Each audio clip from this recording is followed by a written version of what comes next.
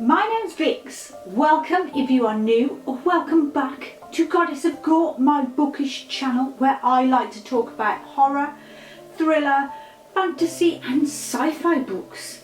Now, since it's October, I thought I would do a few recommendation videos for people who don't normally read horror and want to dip their toes into the horror or paranormal genre for the first time, or are looking for some book recommendations. So I thought I'd start with the cozier side, start with cozy witch books, you know, rom-coms, cutesy pie, roaring fireplace, witch core. I don't dress like this all of the time. And guess what? There's a huge list to talk about, so shall we get on with it?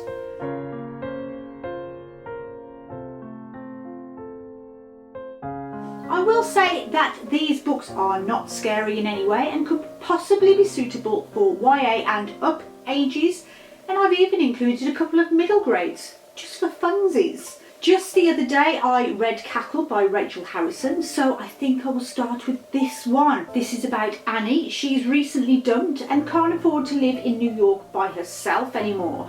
So she sets her sights on a small town teaching job in a new town for a fresh start. Everything is perfect. She's even got a new friend called Sophie, but the townsfolk seem a little scared of Sophie. The beautiful, ageless Sophie, who seems to make everything better whenever she's around. But strange things happen when she's around too, almost as if she's a witch. This has a smidge of paranormal in it, but it reeks of cosy throughout. The Ex Hex by Erin Sterling. This book also features a relationship breakup, but instead of drunk texting her ex after a heavy night of drinking, Vivian drunk hexes her ex. But she wouldn't have cursed him that bad. A little bit of bad hair, bout of bad breath won't do him too much harm, will it? I mean, she didn't even have the right equipment when she did it. How bad could it be? Spoiler, hilarity ensues when she finds out just how bad a drunken hex can be. Payback's a Witch by Lana Harper follows Emmy, a 20-something witch who leaves her small magical town to go and live in the big city of Chicago. While she's there, however, her powers start to wane. And when she finds out about the upcoming spellcasting tournament in her hometown, she decides to use it as an excuse to go home. This has a sapphic romance with Emmy and another witch with the affinity for darker side of magic, who have both been in a relationship with Gareth, one of the town's heartthrobs. And basically all of his exes get together to throw Gareth a little payback, a la John Tucker Must Die. Witch Please by Anne Aguirre also has bisexual witches and also has another breakup, but this one is centred around Danica Waterhouse, who half owns a magical tech repair shop, and after a breakup, Danica makes a pact with her cousin, the co-owner, from now on protect their hearts and just have fun. But wait, just down the road is the Sugar Daddy Bakery, and the hunk of spunk Titus who owns it. Now, he's not having much luck at love either, and he's the bisexual aspect in the mix, but he and Danica instantly hit it off with literal sparks. But the interfering Waterhouse family do not approve of their relationship. Can Danica and Titus stay together, or will they be better off apart?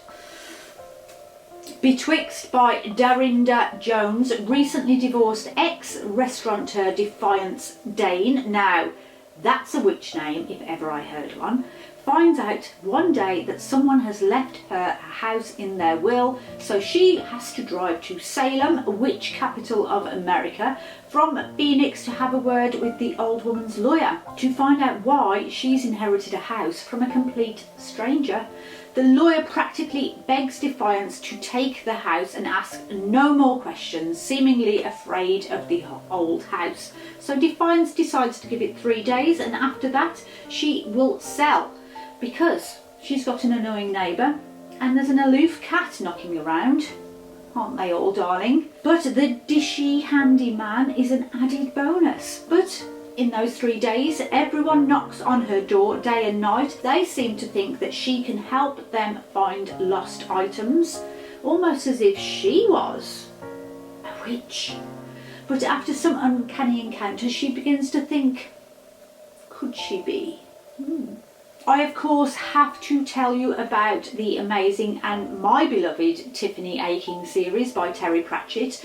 This funny, light-hearted, tongue-in-cheek, double entendre filled series starts with the We Free Men, finishes with the 5th and Pratchett's final ever book, The Shepherd's Crown. It begins with young Tiffany, aged 9, fighting off beings from fairyland who have tempted her little brother into their realm without asking, and Tiffany would like him back, thank you very much. Yes, this is part of a fantasy series, but don't let that put you off, because it becomes something magical. And I simply adore Tiffany and the entire Witches series of Discworld. And you don't have to have read any of the other Discworld books to enjoy Tiffany or the so-called Witches series. And they are Equal Rights, Weird Sisters, Witches Abroad, Lords and Ladies, Masquerade and Carpe Jugulum.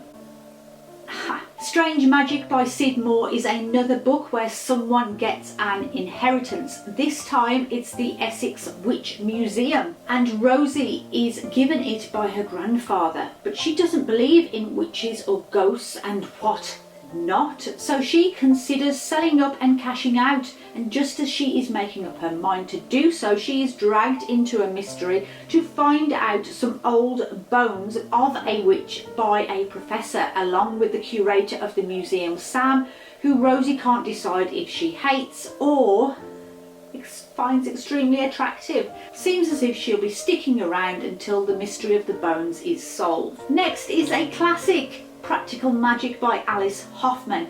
This is a book about a family where every female born into the Owens family is blamed for everything that has ever gone wrong in the little town in Massachusetts for generations. But this generation's daughters, Gillian and Sally, want no more of this, and they decide to escape.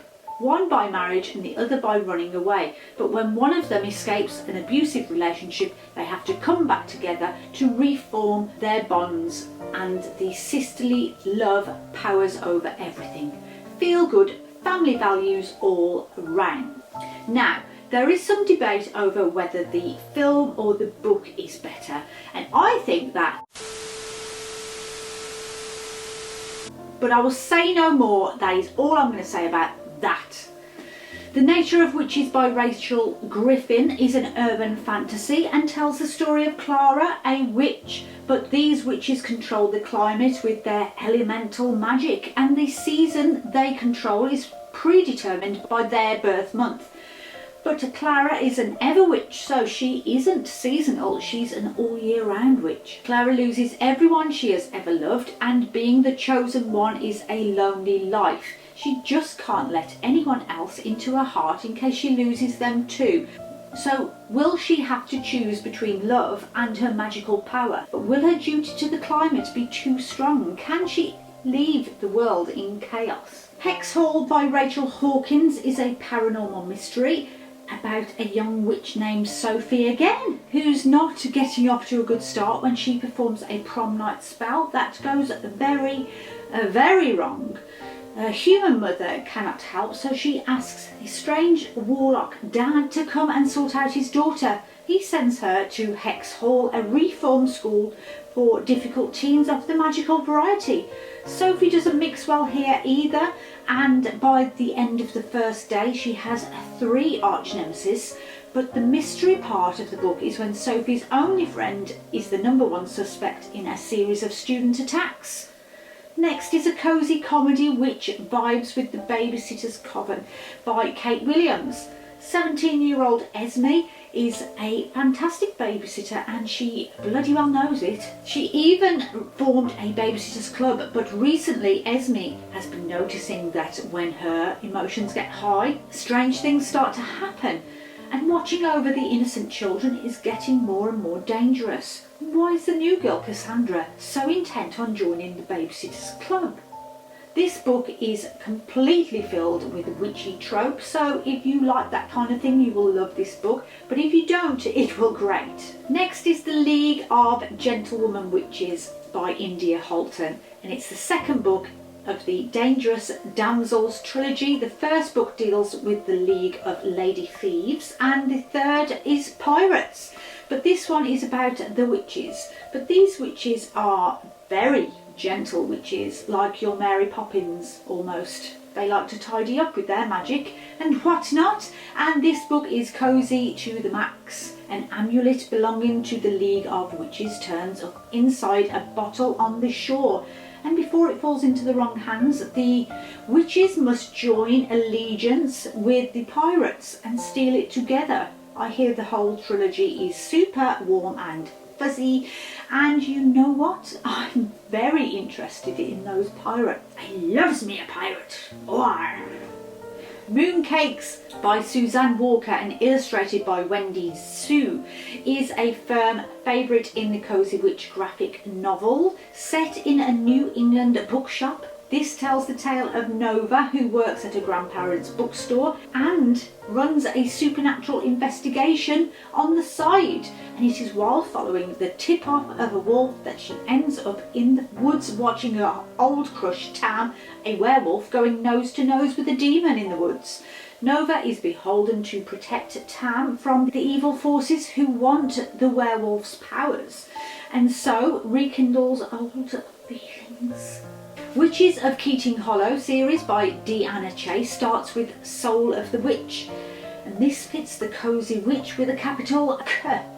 This is about Abby Townsend, who after one of her potions tragically backfires, she runs away, leaving her magical life behind her. But after 10 years her family want her back and she grudgingly agrees.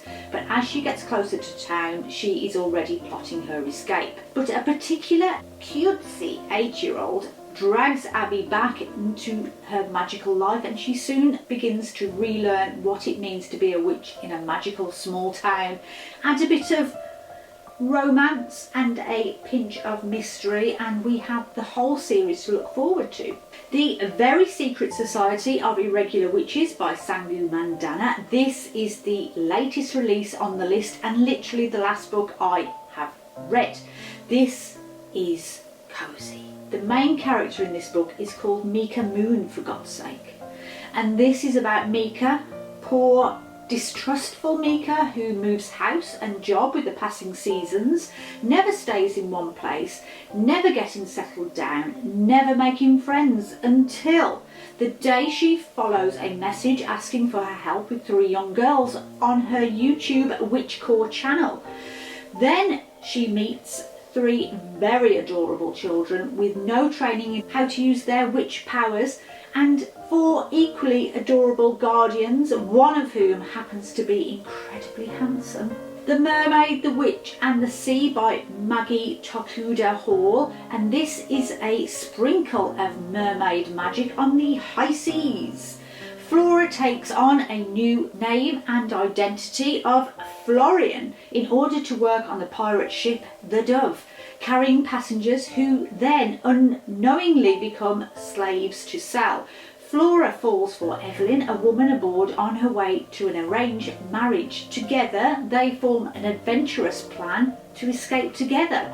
But under her male disguise, can Evelyn trust her? Now, what if I said the next book has strong main female characters, body positivity and diversity? Unbelievable? Well, Truth Witch by Susan Dennard does, and it has friends like no other, with Safi and Iseult, a pair of young witches who have a habit of finding trouble wherever they are. And the latest was a clash with the Blood Witch, which has forced them to flee their homes.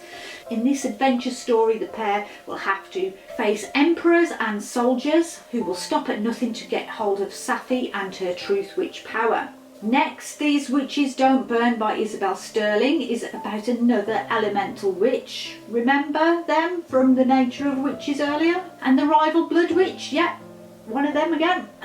And the annual end of school bonfire, a terrifying blood ritual, has let loose a dark magic upon the town of Salem, where Hannah hides her elemental magic and works in a crystal shop selling trinkets to tourists and goths. After her coven isn't interested in Hannah's suspicions of who she thinks is responsible for the dark magic, she must join the last person on earth she wants to ask help from, her ex Veronica. Saving the town's covens isn't easy for this feuding pair of exes. Another classic is Howl's Moving Castle by Diana Wynne Jones, and thanks to Studio Ghibli, this book will stay a favourite. This is about poor old boring Sophie. Sophie is a witch's name, isn't it? The sister who stayed to run her father's hat shop while the other sisters got on with their lives. She seemed to get the shitty end of the stick until the Witch of the Waste comes into the shop one day to buy a bonnets and turn Sophie into a feisty old lady. But being an old lady meant she got to meet the spoiled baby wizard boy called Howl in his moving castle, and gives her the backup to face the Waste Witch head on. Labyrinth Lost by Zoraida Cordova, the first in the Brooklyn Brujas trilogy, is about Alex, who is the most powerful Bruja her family has ever seen, but as an incantrix, Alex hates magic, so during her Death Day celebration she makes a wish to get rid of it, but instead what she gets is her family vanished. Poof! Oh god! Alex just got the lesson that everything must come with a price, but she just so happens to meet a boy who knows the way to Los Lagos, where she will be able to get her family back. The Ravens by Cass Morgan is about a sorority house, which is a cover for an actual witch's coven, but like most novels, TV, films based in sorority houses, there's going to be rivalry between the young women, and the textbook girl fights ensue, especially when one of them comes from a long line of Ravens presidents and will stop at nothing to become what is expected of her. But when someone discovers the Ravens is a secret coven, they will have to join their powers to overcome them. Succulents and Spells by Andy C. Buchanan, set in Wellington, New Zealand. This darling little book is about Laurel and Marigold, two witches who apart lead rather lackluster lives. Laurel's powers aren't quite up to scratch, but she hasn't found her niche of witchcraft yet,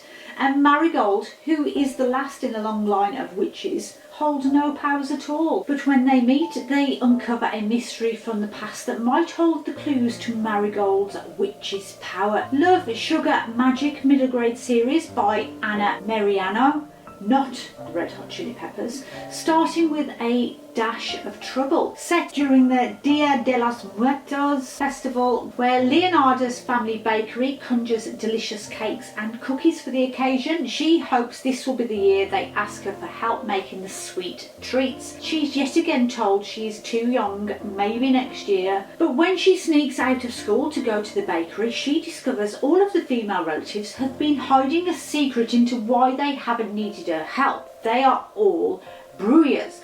Brujahs who put a little bit of magic into every one of their bakes. Leonora knows she's got the same magic, but they just won't trust her, so when one of her friends asks her to help her with one of their problems, Leonora knows this is the perfect opportunity to show the family how she can use her craft just like them. Whoops, I think it might go wrong there, Leonora. Castle Hangnail by Ursula Vernon, aka T. Kingfisher's middle grade book, tells the tale of Molly, who answers an advert for a wicked witch needed for a castle. The fact that she's 12 and 5 foot tall shouldn't matter. Well, the minions of the castle are a bit dubious, but they really need a wicked witch or the castle will be shut down. And Molly has told them she is terrifying and wicked. Honest. This book is filled with a ton of amazing magical creatures that will fill your heart with juicy blood and hydrate it from the withered pumice stone it once was. A Pinch of Magic by Michelle Harrison is another cosy middle grade about three sisters who set off on an adventure with a bunch of magical objects, each having its own power. But little do they realise that they are under a multi-generational old curse that no member of their family can leave the island they live on at the risk of death. So, set to break free from the curse, they have to unravel the mysterious blight that goes back centuries that involves shipwrecks, smugglers and sorcery. Wild is the Witch by Rachel Griffin is about Iris, who is a witch hiding her abilities following her best friend's tragic magic backfiring with her boyfriend, and her parents' marriage breakup subsequently has to move to a new town. After a nasty run-in with a co-worker that hates witches, Iris thinks up a curse that is accidentally picked up by an owl, and owls happen to magnify curses and take them to the one being hexed, and in order to save the co-worker from a nasty hex, Iris must track down the owl, take back the curse, save the co-worker and their witch identity, and maybe the whole town. Enemies to lovers, anyone? Magic, Lies and Deadly Pies by Misha Pop is the first in the Pies Before Guys series, and if that title doesn't make you want to pick up this book, who even are you? Daisy owns a bakery, but her bakery products have a secret ingredient. Yeah, magic. These are vendetta bakes, kill them with kindness cakes, magical muffins and confession cookies. Someone knows what goes into her deadly pies and they're blackmailing her bakery for a slice of the action. Daisy and her trusty dog Zoe put on their deer stalkers and set about investigating who knows about her murderous pies.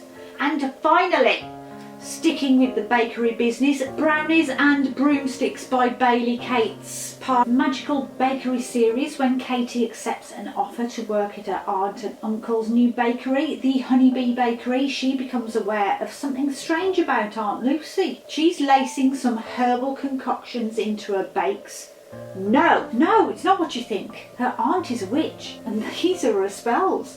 But when somebody dies outside the bakery, Uncle Ben, lol, becomes the prime suspect. Enter handsome reporter Steve, hunky firefighter Declan, who help clear her uncle's name, and maybe with a bit of magic they can figure out who the real killer is. Okay, I'm stretching a bit with the last one, but I like the title and went with it. So I hope these gave you a feel for the cosier side of the witchy genre, and you can find something you might want to pick up this spooky month that won't terrify your tootsies or scare your pants off. However, if you would like to see what else I recommend that might just do that, please consider subscribing for more recommendation videos.